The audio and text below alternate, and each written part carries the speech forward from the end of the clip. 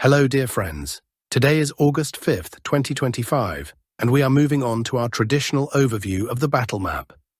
As of today, there have been some changes along the line of contact. The main developments continue to unfold in the southern Donetsk and Pokrovsk directions. There are also changes in the Siversk area, and in addition, we've received updates from the Kupiansk and Sumy directions, which we will discuss and analyze in detail in this video. I'll try to keep this episode as concise as possible, and before we begin, as usual, I'd like to sincerely ask you to subscribe to the channel. Your support is incredibly important for its growth. Thanks to everyone who's already subscribed. Let's start with the Kherson direction. Kherson direction, several strikes were recorded in this direction today. The areas of Olgovka, Tokarevka, Antonovka, and the city of Kherson were hit. Strikes are especially frequent on Olgovka, Tokarevka, and in the Antonovka area. Another strike was recorded today near Kherson. Regarding the bridge, yesterday I showed footage of a strike on the bridge using a FAB aerial bomb delivered by Russian forces. Despite the damage, the bridge was not completely destroyed. A large hole appeared in the structure, but it remains passable both on foot and by vehicle. According to the Ukrainian side, 7 attacks were repelled near Pokrovsk, and about 3 more near the settlement of Sadovaya. Other than that, the front line here remains mostly unchanged. Let's move on to the Orikhiv direction. Orikhiv direction active fighting continues around Malotokmachka, Bilohirya, and Novopokrovka. Both sides are heavily using FPV drones for strikes. There are no recorded assault operations toward Malotokmachka, but Russian strikes on Ukrainian positions persist. Likewise, Ukrainian units continue hitting Russian positions near Novopokrovka with FPV drones. Along the entire front line, positional battles are ongoing. Regarding Kamensk and Plavny, as you know, yesterday I showed footage of an attempted Ukrainian counterattack. They tried to secure positions in these areas, although they didn't directly engage Russian positions. However, as it turned out, the entire Ukrainian force on this section was completely destroyed using FPV drones, and the AFU suffered significant losses. Currently, these territories are in the so-called grey zone. Neither the Russian army nor the AFU fully control them. Thus, Plavny is considered a contested area, with both Russian and Ukrainian troops present. Once we receive additional footage, the map will be updated accordingly. For now, this area remains marked as under Ukrainian control. As for Kreminna, reports indicate that Russian forces are expanding their control to the east of the settlement. Corresponding updates have already been made to the map. Also, a Ukrainian armored vehicle was destroyed here today. Other than that, the situation remains stable with no major changes. There are also reports of airstrikes by the Russian Air Force near Orikhiv and Novoselydivka. Overall, positional fighting continues in this sector. Zelen Pole area Russian forces have aligned the front line near Zelen Pole. Today, this salient officially came under full Russian control. It's possible it was already under their control for some time, but only today confirmation arrived, showing it had been cleared completely. In addition, the front line was straightened between Zelen Pole and Volna Pole. The map has been updated, and further video confirmations will lead to more detailed adjustments. Reports also indicate that Russian troops are approaching Kamyshevka and advancing toward Alexandrogorod. There are also reports of assault operations beginning near Andriivka Klevtsova. Early this morning, initial reports emerged that Russian forces had started active operations in that area. These are still unconfirmed, and once footage becomes available, the map will be updated. There have also been changes in the area between Mern and Voskresenka. This territory has fully come under Russian control. It's likely it had already been in Russian hands for some time, and only now have confirmations arrived. The map will be refined accordingly. Earlier, it was reported that Russian forces were straightening the front line between Orikhiv and Dakhna. Yesterday, this zone was marked as Russian-controlled, but no new updates came in today. Active combat continues near Moravka, Udakhne, and Kotliano. The situation remains unchanged, with no shifts in the line of contact. Pokrovsk direction. Relative stability also persists here. However, on the southern edge of this sector, Ukrainian forces attempted a counterattack near Novokranka. Previously, it was reported that Russian troops had entered Chunyshin. prompting the Ukrainian forces to retreat toward Novoselydivka. Once new video footage or confirmed updates arrive, the map will be adjusted, likely tomorrow or the day after. Suketske area Russian forces expanded their control and took the settlement of Suketske. The Ukrainian side has not yet confirmed the loss of control, but Russian sources report the area is fully under Russian control. There are also reports that the settlement of Suvorov has come under Russian control, but no visual confirmation is available. This remains unverified news at this stage. Russian troops reportedly entered the eastern industrial zone near Mirnohrad. The city itself lies nearby, with the industrial area slightly to the east. According to reports, these buildings are now under Russian control. Video or additional confirmations are expected within the next 2 days, and map updates will follow. Currently, Russian forces have advanced up to 2.55 kilometers in this area. A similar 2.5 kilometers advance is reported near Suketske. Additionally, reports indicate that the Russian military is expanding its control near Krasny Liman. Initial confirmations came in yesterday, and more are expected either tonight or tomorrow, which will allow the map to be updated. Novotoretsk direction. As you already know, Novotoretsk was previously reported to be under Russian control, and Russian forces have been advancing toward Pankivka and Vladimirovka. Pankivka is located in this area, with Vladimirovka slightly further out.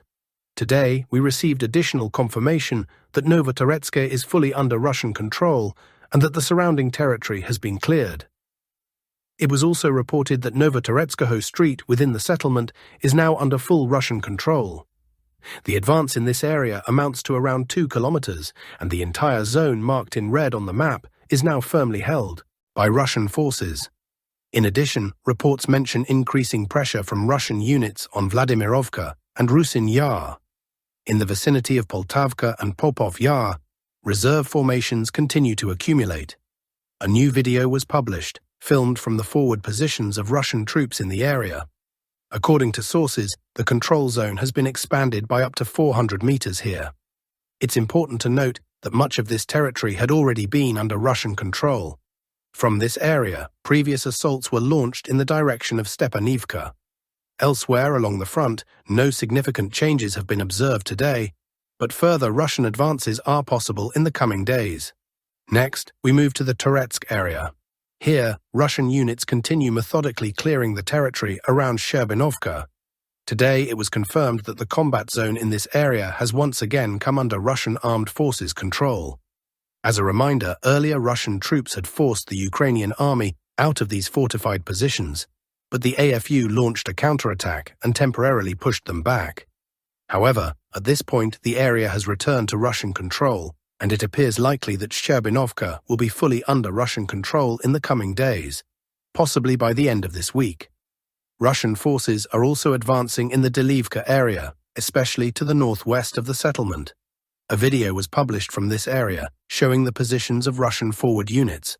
The entire zone marked in red has been cleared of enemy forces and is now under Russian armed forces control. The advance here reached up to 1.5 kilometers. Additionally, Ukrainian fortifications are visible along the front line, and Russian units are steadily approaching these defenses. This is the current situation in this direction. Let's continue moving across the map. As of today, no significant updates have been reported from the Chasiv Yar area. Heavy fighting continues near Mykolivka and Stupochki, while the rest of the sector remains unchanged. All the areas marked in red on the map reflect developments from the last few days. Now let's take a look at the Siversk direction. Russian forces have made notable gains here. The settlement of Novoselydivka has fully come under Russian control, and Russian units have now advanced right up to Toretsk. A video from the front line confirms this progress, which amounts to up to 2 kilometers. The entire area marked in red on the map has been completely cleared. It's also reported that the front line has been straightened between the settlements of Vyimka and Ivano-Darivka. This whole area is now effectively under Russian control. As for further advances in this direction, there are no concrete details yet. The Ukrainian side claims the line remains stable, but local sources indicate the opposite. Available reports suggest that Russian troops have expanded their control by up to 1 kilometer. It's not yet clear whether this was toward the north or south. The most likely scenario is that Russian troops are closing a pocket and advancing northward, as the adjacent area remains not fully secured. Ukraine also reported a counterattack aimed at dislodging Russian forces from Serebryanka. The AFU claims some success, while Russian sources state that the attack was repelled. In other words, the information is conflicting, and more clarity may come in the next few days. For now, the Russian advance is confirmed only in a specific combat zone, while the other red-marked areas reflect recent territorial changes. Krasny Lyman direction. There were no changes recorded on the map in this area today, but there was a Ukrainian counterattack attempt in the Serebryansky forest. Previously, this area had been captured by Russian forces. Today, Ukrainian troops tried to push Russian units back, but the attack was unsuccessful, and the map remains unchanged here. Positional fighting continues near Mern and Yampolivka. Russian positions were attacked using FPV drones. Otherwise, the situation remains stable. However, there was a minor advance on one part of the front. The area was fully cleared and came under Russian control, with the advance reaching up to 700 meters. A video was released confirming the presence of Russian forward units in this sector. Kupiansk direction reports are coming in, so far without visual confirmation, that Russian forces are advancing on the northern outskirts of Kupiansk. There are also reports of an assault on AFU positions near the settlement of Moskovka. Once we receive confirmation, corresponding updates will be made on the map. As of now, no major changes have been officially recorded in this sector. Positional clashes are ongoing near Kreminna, particularly on its northern outskirts, as well as near Krasna Persha. As a reminder, Krasna Persha and Kreminna are under Russian control, but their positions are regularly attacked by Ukrainian forces, including through the use of FPV drones. Clashes also occur on the northern edge of Kreminna. Otherwise, the situation remains stable. The bridgehead area is also unchanged. Russian troops continue to come under attack, but the front line itself is holding. In Vovchansk, heavy fighting continues, with a similar situation observed in the Lipsy area. At present, no significant territorial changes have been reported in either of these sectors. Sumy direction. Here, another Ukrainian attack was recorded in the direction of Alexiivka. Ukrainian forces attempted to strike Russian positions, but suffered heavy losses. As a reminder, yesterday it was reported that around 40 Ukrainian soldiers were killed in a failed attack in the same area. Although Ukrainian troops did manage to reach the outskirts of Alexiivka, they were soon eliminated.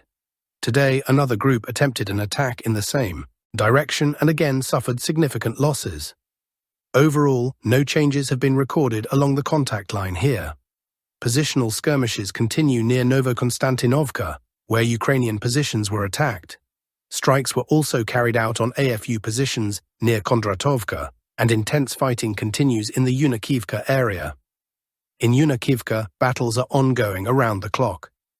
Ukrainian units are reported to be trapped, unable to leave the area as all routes are under control of Russian FPV drones. Any attempts to provide support or break out are stopped by precise strikes, leading to their destruction.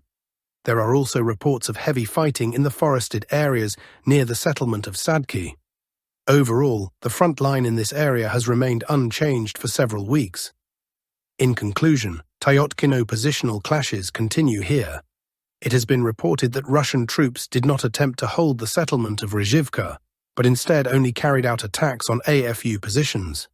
Although the Ukrainian side had previously claimed that Russian troops were trying to break through the border and entrench themselves in Rizhivka, the AFU now claim that their forces have successfully repelled all such attacks. That concludes today's overview.